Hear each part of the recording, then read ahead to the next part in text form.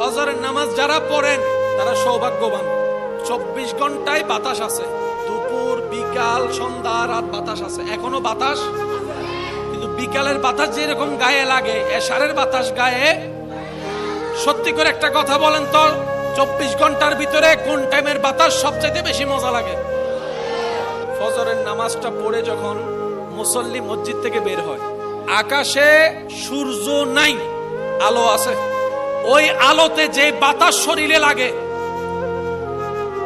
নিজের মনকে প্রশ্ন করেন, আপনার মন উত্তর দিবে 24 ঘন্টার যদি তুফানের বাতাসও থাকে, ফজরের বাতাসের মতো স্মুথ, মিষ্টি, মধুর, আদরের, মায়ার বাতাস 24 ঘন্টায় আর কখনো দেখা যায়? চিকিৎসা বিজ্ঞান বলে ফজরের টাইমের ওই বাতাস যার শরীরে লাগবে, যার ব্রেনে লাগবে, এটা শরীরের জন্য ভালো, ব্রেনের জন্য ভালো।